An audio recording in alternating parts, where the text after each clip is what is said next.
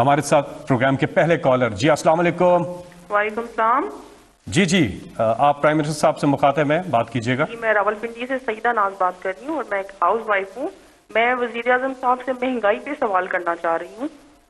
وزیر اعظم صاحب, پچھلے سال اسی پروگرام میں مہنگائی کے سوال پہ جواب پر آپ نے بولا تھا کہ بہت جلد مہنگائی پہ قابو پا لیا جائے گا.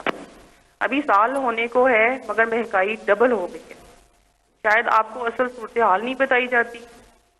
آپ اور کچھ نہیں کر سکتے تو پلیز آن لائن جا کر آٹے کی اور دال کی قیمتیں چیک کر لیں اور ہمیں بتا دیں کہ اب تو ہمیں گھبرا لینا چاہیے. جی شکریہ.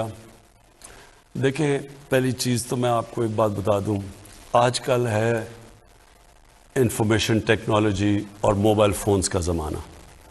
میں جب صبح 1 گھنٹہ اٹھتا ہوں, 1 گھنٹے کے اندر اپنے موبائل پہ مجھے ساری انفارمیشن مل جاتی ہے کہ ملک میں کس طبقے کے اوپر کیا گزر رہی ہے. تو میں آپ کو پھر سے یہ کہہ دوں کہ یہ سب سے بڑا میرے لیے, اگر آپ کہیں نا کہ ایک چیز جو مجھے کئی دفعہ راتوں کو جگاتی ہے, وہ صرف مہنگائی ہے. اور مہنگائی کا صرف میں اب آپ کو سمجھانا چاہتا ہوں کہ دیکھیں, مجھے کئی دفعہ بڑا افسوس ہوتا ہے. میں ہمارے پاس بڑے اچھے اس ملک میں صحافی ہیں, ہمارے پاس ہم بڑے خوش قسمت ہیں کہ ہمارے پاس ایک ایسی بھی جرنلزم ہے جو کہ بڑا لوگوں کو انفارم کرتی ہے, لوگوں کو آگاہ کرتی ہے ملک کے صورتحال سے. لیکن بدقسمتی سے ایسے بھی ہیں جو سارا وقت مایوسی پھیلا دیتے ہیں. مہنگائی اس وقت دنیا کا فینومینا ہے. سعیدہ پلیز آپ میری ذرا غور سے بات سن لیں کہ مہنگائی صرف پاکستان کا ایشو نہیں ہے. اب میں آپ کو بتاؤں 2 قسم کی مہنگائیاں ہوئیں. ایک تو جب ہمیں حکومت ملی تو کیونکہ ہم جو دنیا کو ایکسپورٹ کر رہے تھے اور جو دنیا سے چیزیں خرید رہے تھے, اس میں اتنا بڑا خسارہ تھا کہ پاکستان کی تاریخ میں سب سے بڑا, جس کو کرنٹ اکاؤنٹ ڈیفیسٹ کہتے ہیں, وہ ہمیں ملا تقریباً $20 ارب کا. اس کا مطلب کیا ہوا کہ سارا پریشر روپے پہ پڑ گیا کیونکہ ڈالر کم ہو گئے. ڈالر کی آخر میں قیمت اوپر جانی تھی. ہمارے پاس ڈالرز ہی نہیں تھے کہ ہم مارکیٹ میں پھینک کے وہ ڈالر کی قیمت نیچے رکھتے. تو جب ہمارے اوپر سارا بوجھ پڑا تو روپیہ جب گرا, جب روپیہ گرتا ہے تو جو چیزیں ہم امپورٹ کرتے ہیں مہنگی ہو جاتی ہیں. تو پہلا تو لہر مہنگائی کی تب آئی جب روپیہ نیچے گیا اور اپنے لیول پہ پہنچا. تو ایک تو اس کی مہنگائی آئی اس کی وجہ سے. یہ دوسرا یہ مہنگائی کا جو آپ آج بات کر رہے ہیں نا کہ سال پہلے اور اب میں کیا فرق ہے, میں ذرا آپ کو صرف بتانا چاہتا ہوں کہ یہ اب ایک کرونا کی وجہ سے دنیا کے اندر جو سپلائی شارٹیجز ہوئی, یہ اب اس کی لہر آئی ہوئی ہے. اور اس میں پاکستان اکیلا نہیں ہے ملوث اس مہنگائی میں. آپ کو یہ پتا ہونا چاہیے کہ ہمارے سے وہ ملک, امیر ترین ملک یعنی برطانیہ کی 50, اس کی صرف 6 کروڑ آبادی ہے, ہماری 22 کروڑ ہے. ان کا جو سالانہ آمدنی ہے, جو GDP کہتے ہیں, وہ تقریباً 50 گنا ہے پاکستان سے زیادہ. اب ان کی امریکہ کی میں اس لیے مثال دیتا ہوں کہ ہم نے کووڈ کے دوران جو سب سے زیادہ پیسہ خرچ کیا عوام کی بھلائی کے لیے, مدد کرنے کے لیے, وہ $8 ارب تھا. امریکہ اب تک $6,000 ارب خرچ کر چکا ہے. تو پہلے ذرا دیکھ لیں کہ ہماری حالات کیا ہیں, ان کے کیا ہیں. اب میں صرف آپ کو یہ بتانا چاہتا ہوں کہ ان ملکوں کے اندر کیا گزر رہی ہے. پہلے یہ ورلڈ فوڈ پرائسز, یہ اس وقت دنیا میں 10 سال سب سے زیادہ مہنگائی ہے. امریکہ کے اندر یہ ہیڈ لائن ہے 40 سال میں سب سے زیادہ مہنگائی ہے. جاپان کی دسمبر ہول سیل انفلیشن, یہ رائٹرز کے مطابق, یہ ان کی 20 سال میں جاپان میں مہنگائی آئی ہے. پام آئل جو کہ گھی مہنگا ہو گیا ہے, یہ دنیا کے اندر ریکارڈ اوپر چلا گیا. بدقسمتی سے ہمیں امپورٹ کرنا پڑتا ہے. یہ جو ہمارا گھی ہے 75% امپورٹ ہوتا ہے, اس کا ریکارڈ قیمتیں دگنی سے بھی اوپر چلی گئی ہے. پھر جناب جس طرح میں نے آپ کو شروع میں کہا کہ ان کا 50 گنا زیادہ ان کی دولت ہے ہمارے سے, ان کی جو GDP ہے ہمارے سے. 30 سال میں سب سے زیادہ برطانیہ کے اندر مہنگائی ہے. فرانس کے اندر 13 سال میں سب سے زیادہ ان کے مہنگائی آئی ہے.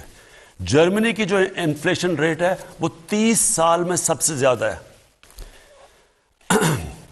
یورپ، اب سارے یورپ کی بات کریں، یہ ٹی آر ٹی کی رپورٹ ہے کہ 30 سال میں یورپ میں سب سے زیادہ مہنگائی آئی ہے. یہ صرف ایک چیز اس لیے کیونکہ یہ کھانے کو افیکٹ کرتا ہے، فرٹیلائزر، یہ جو کھاد ہے.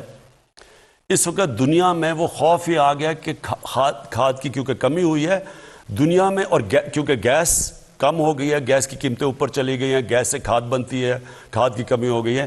یہ بلومبرگ کہہ رہا ہے، جو کہ وہ جو میگزین دنیا میں، ساری دنیا میں اکانومیز کے اوپر لکھتی ہے، وہ بلومبرگ کہہ رہا ہے کہ یہ جو گیس کرائسس ہے اس سے آگے کھانے کا بھی کرائسس، یعنی آگے وہ کہہ رہا ہے کیونکہ کھاد کم استعمال ہوئی اور دنیا میں کم ہے تو اس سے کھانا بھی افیکٹ ہوگا. یہاں ایک اور آرٹیکل آیا، میں صرف جلدی آپ کو اس لیے بتا رہا ہوں کہ میں چاہتا ہوں کہ ہمارے بھی میڈیا بیلنس کرے، اعتدال کرے. یعنی کہ اگر وہ کہتے ہیں ہم مہنگائی ہے تو یہ بھی لوگوں کو بتا دیں کہ یہ کیا پاکستان میں صرف مہنگائی ہے یا اس وقت وہ ملک جو ہمارے سے امیر ترین ملک ہے ان کے اوپر کیا گزر رہی ہے. یہاں کینیڈا کا ذرا سن لیں. کینیڈا کے 40% لوگ آگے سے ان کو فکر پڑی ہوئی ہے کہ وہ کھانے کے اوپر ان کے پاس وہ پیسہ نہیں ہوگا وہ کھانے کی خوراک لینے کا، کیونکہ مہنگائی کی وجہ سے. اب کینیڈا میں یہاں سے لوگ کروڑوں روپیہ خرچ کرتے ہیں کینیڈا کی سٹیزن شپ لینے میں کیونکہ وہاں خوشحال ہیں. ادھر کے اندر مسئلہ آیا ہوا ہے. تو میں صرف یہ آپ کو یہ کہنا چاہتا ہوں کہ دیکھیں، پہلے تو ایک سمجھ جائیں کہ جو کرونا ہے، جو کرونا کی پینڈیمک ہے، یہ ایک صدی میں 100 سال میں اتنا بڑا کرائسس آیا ہے دنیا کا. یہ اس میں ساری دنیا متاثر ہوئی ہے، ساری دنیا میں غربت بڑھی ہے. امریکہ کے اندر جو جس طرح 6 ہزار ارب ڈالر خرچ کیا انہوں نے کرونا کے ایفیکٹس دور کرنے کے لیے، وہاں لائنیں لگی ہوئی ہیں لوگوں کی کھانے کی چیزیں لینے کے لیے. تو دیکھیں ہم اس کا حصہ ہیں. جو چیز ہم امپورٹ کرتے ہیں وہ افیکٹ ہو گیا. تیل کی قیمت دگنی ہو گئی ہے، بلکہ میں دیکھ رہا تھا کہ وہ شاید اور اوپر چلی جائے. تو اس کا امپیکٹ پڑتا ہے ساری سوسائٹی پہ. بجلی پہ پڑتا ہے، تیل مہنگا ہوتا ہے، ٹرانسپورٹ پہ پڑتا ہے، مہنگائی ہوتی ہے. اور پھر اب میں آپ کو ایک اور، کیونکہ مہنگائی بہت بڑا سبجیکٹ ہے، اس کے اوپر میں صرف 2 منٹ اور آپ کے لینا چاہتا ہوں. پاکستان کے اندر سب سے زیادہ جو مہنگائی کا امپیکٹ کون سے طبقے کو ہوا ہے؟ تنخواہ دار طبقے کو. تنخواہ دار طبقہ بدقسمتی سے جن کی سیلریز ہیں، جیسے جیسے مہنگائی ہوئی ہے یہ متاثر ہوا. لیکن میں آپ کو دوسری طرف یہ بتا دوں کہ کیونکہ پاکستان کے اندر اس وقت اللہ کا کرم ہے کہ ہماری گروتھ ریٹ بڑھی ہے، اس کے اوپر میں بعد میں بات کروں گا. ہماری انڈسٹری کیونکہ سب سے زیادہ پرفارم کر رہی ہے، مزدوروں کے حالات بہتر ہوئے ہیں، کسانوں کا سب سے جو آدھی آبادی ہماری دیہات میں رہتی ہے، کبھی کسانوں کے پاس اتنا پیسہ نہیں آیا. ان کی جو انکم ہے، ہم دیکھ 73% ان کی انکم کے اندر ان کی آمدنی میں اضافہ ہوا ہے.